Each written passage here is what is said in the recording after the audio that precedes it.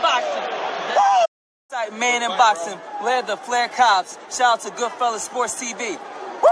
What's going on? Make sure you check out our new sponsor, Cell Phone Buyers Recyclers. They pay cash for smartphones and tablets. Like and share their social media pages, Facebook and Instagram, and websites in the description for a chance to win an iPhone. What you waiting on? Hurry up and go get that iPhone. Erickson Lubin says, I guess when boxing starts back up, that he wants to take on either Tony Harrison, which I seen some old, interviews where he said he dogged him or posted he dogged him in sparring. We all know sparring really don't mean much when it comes to a real fight most of the time, or he want to rematch with Jermell Charlo. To be honest, I don't like neither one of them fights for him right away. I mean, he didn't came back. He done fought Ishaq Smith and some other guy, foreign guy he fought last time out. But I think he should have been more active. They should have had that kid fighting four times a year, coming off their loss to Jermell Charlo a couple years ago. Let's talk about it. Hit that subscribe button, bell icon button, and share the video. I don't want to see him come fight somebody coming off a knockout, and I don't think he's quite ready for Jermell Charlo, and that's my opinion. I think he should be trying to fight Sergio Garcia. I think he should be trying to fight Jack Colcly. I think he should be trying to fight Liam Smith, Michael Soar, even if he don't want the regular belt. I think he need to kind of fight some of the guy, Erislandy Lara. I think those are my four he need to fight at division. Now, is there some other guys that may not be in the top 15 that can give him some good work? Yeah, Golden Boy got a boy named Travion Mazon.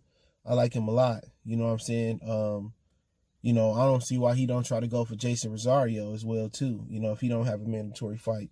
He got 2 belts, but we know how that go. He getting prepped for Charlo, so he might IBF mandatory, but I don't think he looked good coming back with Kevin Cunningham, but I don't know how good he actually looked because he ain't really fought nobody of note. No, in my opinion, Ishaq Smith, I had never seen him look that bad. And they don't seem like TMT was supporting him at that point. So if he get one of those names in there, Garcia, he ain't a big puncher. He's 31-0 or something like that with 13 knockouts, but he ain't lost or he ain't had no draws. And Jack Colcly, he gonna test him because Colcly gonna get on the inside. He gonna bang out with Lubin. And he gave Derbychenko a tough test. He gave everybody who fought Demetrius Andrade a tough test. So, those two, Lara, it really let you know something. 2 southpaws. And if he could take Lara out in the way that he was getting on Nathaniel Gallimore, that'll say a lot. And I think he's ready for the next level. But I heard Jermell Charlo want Lara. I mean, Austin Trout out there, that's another southpaw. Lubin the southpaw as well, too. So if he prepping for Rosario or Charlo, they both right-handers, but he got to fight somebody that's on the street or that's going to test him and that's going to take him deep because that's what Charlo going to do. Charlo going to test him. Charlo going to take him deep. Tony Harrison going to test him. He going to take a deep difference with Tony is in the back of everybody's mind. They know he going to gas out and they know his chin. They going to be able to touch his chin and go to sleep. So they ain't going to never quit versus Tony Harrison. Anytime you've been knocked out multiple times or you have, blow problems, wind problems, they ain't going to never stop testing your chin. Even if they want to quit, they know it's a chance that they probably got the power to knock you out. And that's the issue with getting knocked out. You know what I'm saying? They know they can grind you down.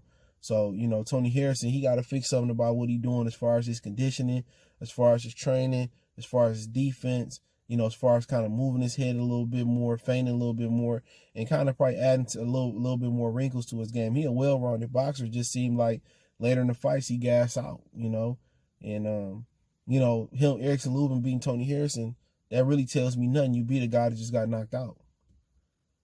So does that convince me because you went on a streak versus guys who were on the wrong downside of their career that you ready to fight Jermell Charlo? No, it really don't convince me. But if you go out there and beat Lara, Colcly, Garcia, Colcly I don't know if he got a win, he lost, but he a tough motherfucker, man. You know what I'm saying? You go in there and beat guys like that, Liam Smith or something like that. Kell Brook really wouldn't do shit for you. I just say Liam Smith because he a big, strong 54-pounder. So there ain't too many options out there. I ain't shortchanging him saying he can't beat Tony Harrison or he can't beat Jermell Charlo, but I just don't think he done enough or he fought enough credible opponents even to be ready for a world title. I said it the first time. Talented kid, good fighter. I felt that he should have always closed down to 147, but I see the improvements. I see the Kevin Cunningham imprint on him But I still don't think the ops there for him to beat Jermell Charlo. I still would favor Jermell Charlo in that fight. And maybe if Jermell Charlo didn't land that punch, it would have been a dog fight. You know what I'm saying? But if it was a fifth, y'all know what we say, we all be drunk. So for him, he got to find some credible opponents, man. He got to find somebody credible, somebody that's going to test him, somebody that got to be able to tap back. He got to fight somebody that can punch, too. You know what I'm saying? He got to fight a puncher. I don't know where he'll find a puncher in that division. Probably outside the top 15. That's too risky. But he got to find somebody that can take it and that's going to give him back to him. That's going to test him. He still ain't fought. He still ain't been tested in his career. He in the same position he was before the Charlo fight, after Charlo. And maybe it's because 154 ain't plentiful in those type of opponents. It's all high-risk opponents. But he got to find somebody that's going to test him. You know what I'm saying? He got to find somebody that's going to push him. You don't want to get to a world championship fight with Charlo and then, get pushed. Because 9 times out of 10, he going to push you off the ledge. And that's just my humble opinion on it. But he ain't moving right, man. I don't like the way they moving his career as far as the opponents that he fighting. He going to build back up to get beat back down. The sparring, he probably got some good sparring, and Kevin Cunningham way more experience than his old coach who's still in there. But he got to have that step-up fight. You know what I'm saying? And a lot of fighters don't have a step-up fight until after they get a world championship now. You got guys fighting nobodies and fighting for vacant world titles, and they step up after the situation. Tank, he stepped up versus Pedraza, and he got a couple more, technically a couple more world titles after that, but he's still looking for a step-up fight, to be honest, a major step-up fight to say, hey, I'm here, I'm one of the best in the world. A lot of people can make the case for, Jermell Charlo. He need a step-up fight, the big Charlo. People forget he did beat Austin Charles. He did beat Julian Williams. But people probably saying he need that step-up fight. Same thing for Benavidez and Plant. They need that step-up fight. You know what I'm saying? But with these dudes feel like they young and feel like they box forever, PBC just marinating it, bro. A lot of their fighters need that step-up fight. The welterweights, they didn't pretty much all had them. Danny stepped up multiple times. Keith stepped up a couple times. Sean stepped up a lot of times. Earl didn't have his step-up fights. Crawford didn't have his step-up fights. You know what I'm saying? But they looking for the home run fight that's going to take them over the top and, put them in elite categories as far as somewhere on the all-time great list. They looking for those type of fights. They different from Lubin in the junior middleweight division. Lubin still looking for that home run. He looking for that fight to kind of solidify, that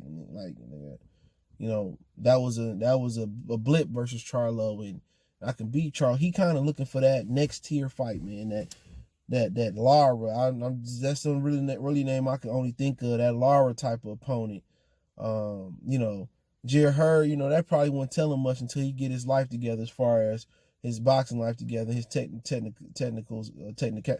his techniques together, but Lubin is a phenomenal talent though, man. He just need that right opponent to show everybody, like, I'm ready. He needs somebody that's gonna test him, somebody that's gonna tap him on the chin a bit and see if the chin good, and he just need that opponent. I probably say Lara is probably the guy. Like I said, Cole Clyde, he could test you a bit. He always a good fight. Well, you just need a named opponent before you get there. And Lara's probably the only guy I think that has the name there they can get on. Liam Smith would be good. You know what I'm saying? If he beat up on Liam Smith, that'd be nice. But I think Lara is the fight that he need to identify with. He need to take. But if Jermell take Lara, it ain't really much you can do. I think Austin Trout is high risk, low reward type fight. So maybe he go into Charlo fight, and that's a step up fight. And this time he avenged his loss to Charlo, and then people talking about what he need to do to beat Charlo.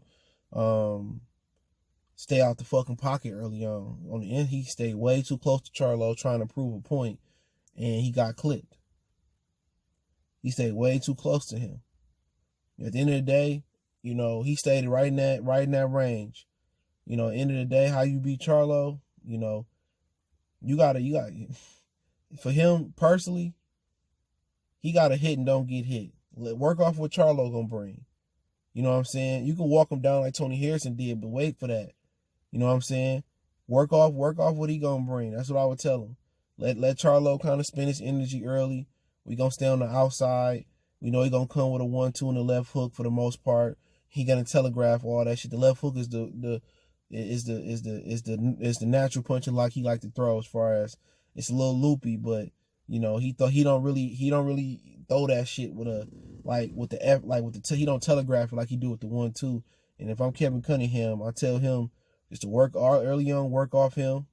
You know what I'm saying? Make him come to you a little bit, counter him, take your shot. You know what I'm saying? He get close. You know, we grab him, spin out. And then after a while, when you gauge his speed and his power and kind of where you want to keep you at the end of his punches, then I would start telling Lubin we going to feint. About third, fourth round, we going to feint, get on the inside, work his body. You know what I'm saying? We're going to keep that pressure on him because Charlo don't do good with pressure.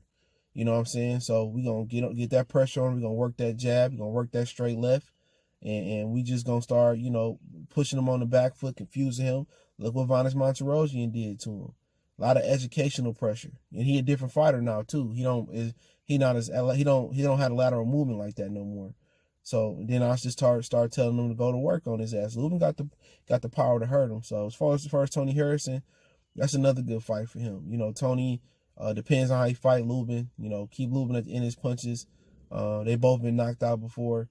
You know what I'm saying? So that's a barn burner. But with Tony losing his father and not having a coach right now, I think it's gonna be a transitional period, man. So let's keep him at the end of his punches, man. If I'm Tony, and make him move on the inside that he gonna regret and just clip him. Lubin got a lot of energy. Seeing like Kevin got him boxing, being more patient now. So Tony could go to him and Lubin could react and catch him, or Tony could go to him and catch him. So both really, really good fights. I'm not saying I don't want to see him. I just think he need, you know, opponent that ain't coming off a knockout and ain't quite Jermell Charlo right now. But hey, just my opinion on it, man. Love Lubin, love what he could bring to the sport. I'm behind him 100%. You know, as far as, you know, whatever he do in boxing, he seemed like a good dude, man. But other than that, I felt that he should have closed down to 47. But I understand he said he wasn't comfortable with the squeeze. But he's a good fighter, man. And I still believe he can be on top. You know, losing ain't shit, you know. Especially when you got somebody in Kevin Cunningham, who I like for a long time. I was a huge Devin Alexander fan, Corey Spinks fan. You know, shout out to St. Louis. You know, so especially you got a guy like Kevin Cunningham, who gonna give you confidence, who know what he doing, who's a southpaw savant in the corner. So I like what they doing. You know, I really like his chances versus anybody, just with that next tier fight, to give me reassurance. But hey, let me know what you guys think. What should Lubin do next? I like any option for him as far as that we named, even Tony and Jermell. But I just want to see him. I like to be extra secure with just, even if he didn't lose, I just like to know. I like to see these guys move up. You talking about Michael Nunn, who had 30-something fights before his first world title. Marvin Hagler, 44-something fights. With Sugar Ray Robinson had 70-something fights before he lost. And you know, it takes time, man. So I like to see him be more active for sure before you had that step up fight. But hey, let me know what you guys think. Don't forget me on Facebook, Instagram, Twitter. Reach out to the email if you got business, question, inquiry, sponsorship, video requests. Keep sharing the videos. Want to make a donation to the channel? That link's in the description. Cash App, PayPal. No email. Fastest way is Twitter. All that's in the description. IG, Facebook. But Twitter and Facebook is probably the fastest way. Well, IG, all of them pretty fast. But Twitter's the fastest way. I get that notification quick. Appreciate the love, support. I might go live for the draft tonight. I might not. So, but I will definitely have some thoughts on the draft at some point before it's over with. Appreciate the love, support. One time for the one time we gone.